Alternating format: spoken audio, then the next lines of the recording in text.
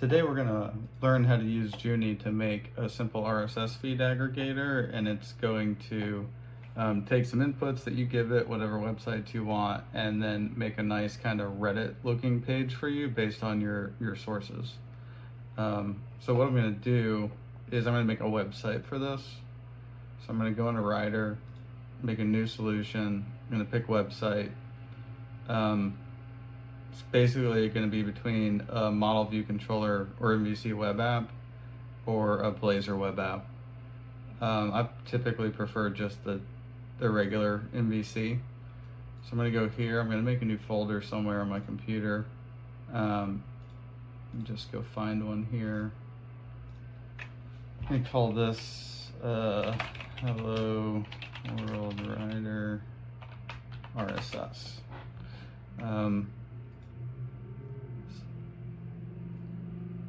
Yeah, that looks good. And then I think we're also going to need to rename the project so that matches and everything looks nice. Give that a second to load. And then now we're going to have a regular old default MVC project.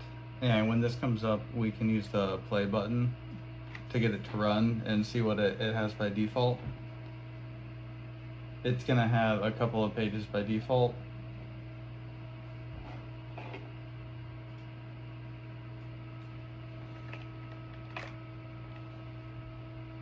So this is what it looks like here. There's the home page, there's a privacy page, and there's a link out to the documentation for ASP.NET Core. So on this here, I think we don't really need the privacy page, so we can probably get rid of that. Let's go ahead and tell Junie what we want to do here. So first I'm going to put it in ask mode, and the reason for that is because I want it to come up with a plan that I'm going to approve, and I don't want it to start coding anything till I've seen the plan that it's going to approve. And just for the sake of making this go faster, I'm going to put it in brave mode, but I wouldn't really recommend that if it's running on a computer that you can't back up or restore. So the first thing we're going to do is tell it to make a one-page RSS feed app. So make a one-page RSS feed app that is styled and looks like Reddit, but has the links and data from my RSS feeds. I'll give you a list of RSS feed URLs, and then you will add those to some config. For now, just build the application with a placeholder RSS URL to fill in later.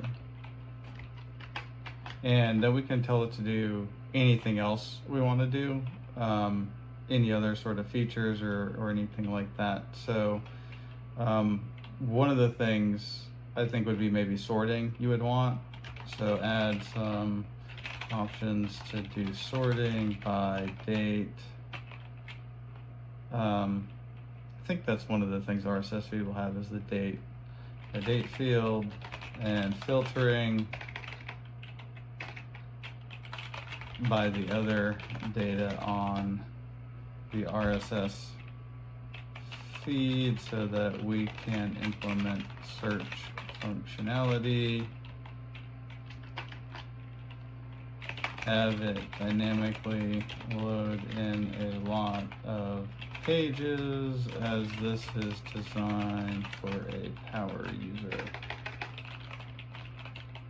All right, and then I'm just gonna give that to Junie and then let it run some commands. It typically is gonna crawl the file system on the project, see what you have. Once it's understanding what you have, then it'll typically come up with some sort of output. If it takes too long, it'll stop, it'll pause. But for the most part, I think it goes pretty smooth. Even if you don't run it in Brave mode, you're just gonna have to click continue and approve all the commands it wants to run, and there's usually not that many. But you do have to kind of click them all individually or add them to an allow list, stuff like that. So let's see what it's doing. So it opened up the project, changed the home controller, thought about what it needed to do, analyzed the rest of the existing code, did more thinking, and then it spit out this little file looking thing here, which you can expand, or you can click view in editor tab. If you view in the editor tab, you'll see it's just made a scratch file in your scratches area for JetBrains, and then this is going to have all the information for what it wants to do and how it's going to implement the project. So typically you want to make sure this actually says what you want it to do. So it's going to configure the feed, define a model, implement a service, which is going to be the actual functionality that pulls the data down. It's going to add and update the home controller. Well, the home controller already exists because that's the default, so it's going to update it. And then it's going to create a Reddit-style view.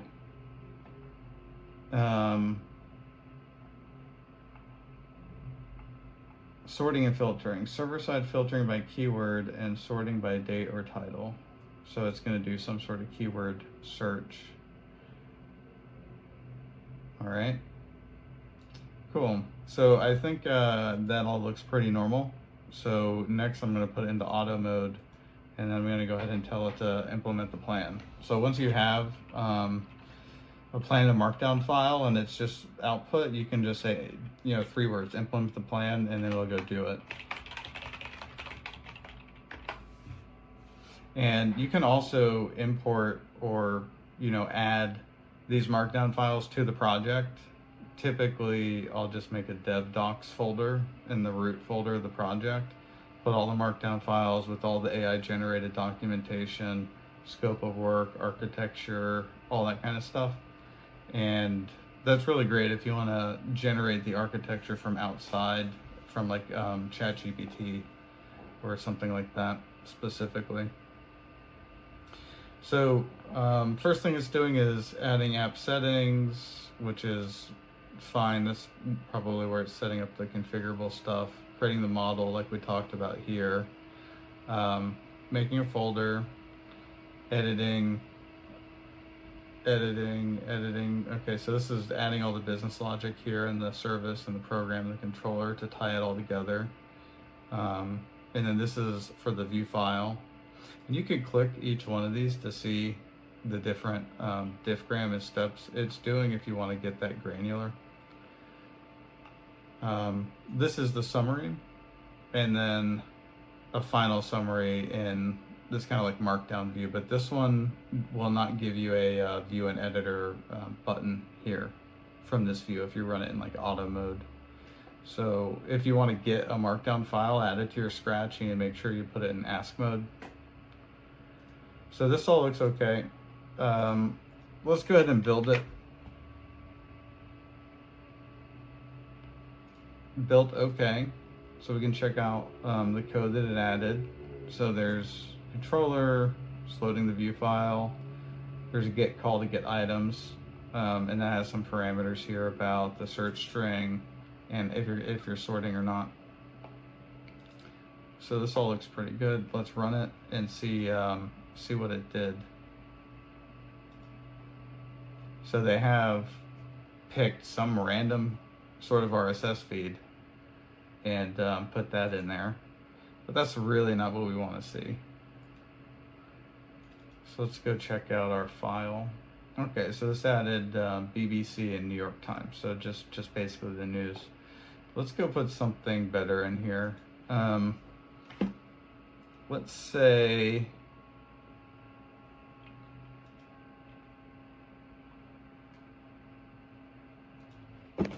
we just go to default chat and tell it to give us some RSS feeds for Magic the Gathering. So compile a list of RSS feeds for top Magic the Gathering news and updates And then I think on this one, you want to make sure you enable web search, so it'll actually look around and not just kind of go off of its existing knowledge base. So this did a search.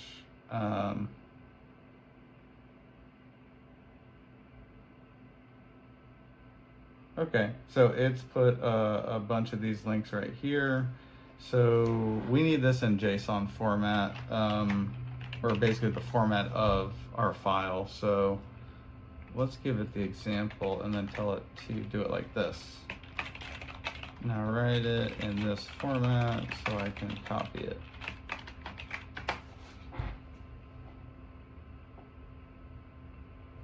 Okay, and so this is going to give us what we need here. I'm going to copy just the part for the RSS feeds array and then paste that in here. And then because that's the app settings, we're going to have to recompile and then rerun it for that to take effect, as I think that's only going to get read in when the application starts. So it's running, and so now it's going to take a little bit longer to load because it's actually going to go and the service code is going to hit the URL for all of those different feeds. So you know, it didn't take too long, but it took a couple of seconds. And as you scroll down to the bottom, I guess this is supposed to be our lazy loading, infinite scroll, you know, Reddit style functionality here. So I mean, it looks like it did a pretty good job here. Some of the text maybe could be a little bit darker and a little more readable.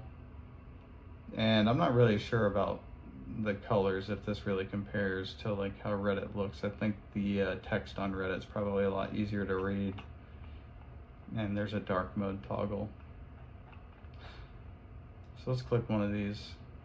Okay, perfect. So it opens in a new tab. But it also looks like it redirected our other tab. Let's try that again.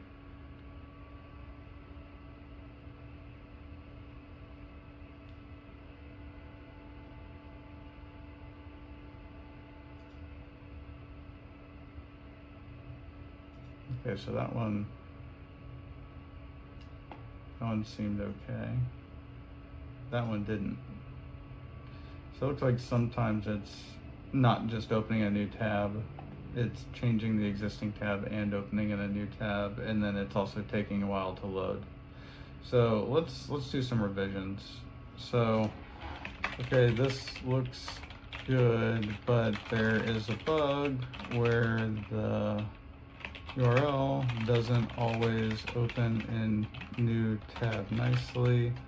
It opens new tab and also changes the existing tab, resulting in the page being opened in both tabs.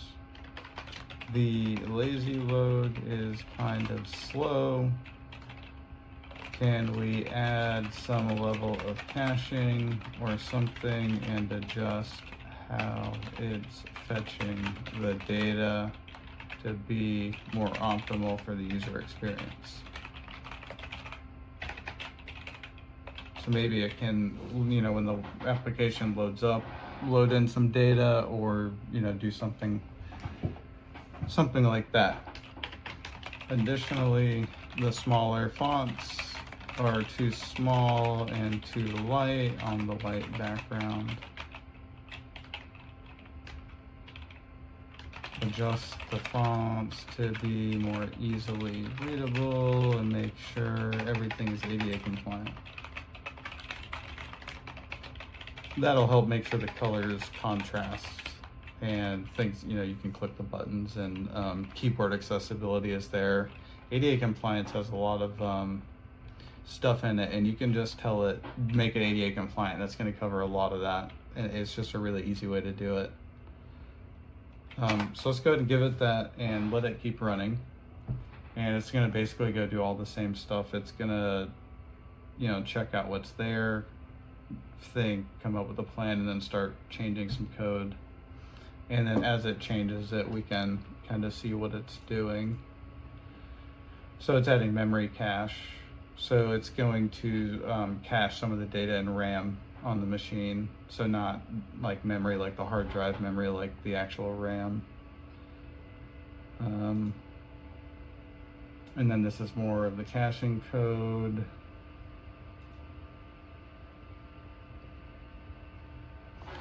Adjustments to the text. All right, and it's already done. So let's just stop it and rerun it, and that's gonna cause it to build again. And then check it out.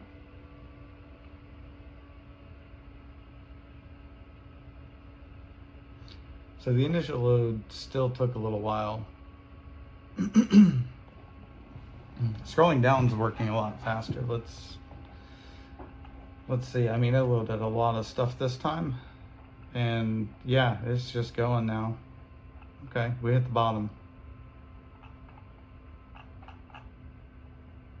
Looks like maybe there's a bunch of duplicates too.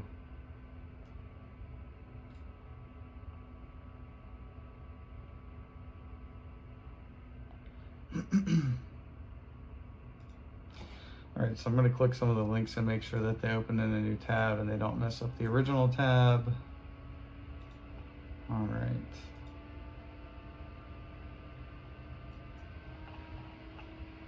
All right, cool. I think this is looking pretty good. It's at least a good start. Hope this was helpful. This show and demo how you can build at least simple stuff pretty quickly.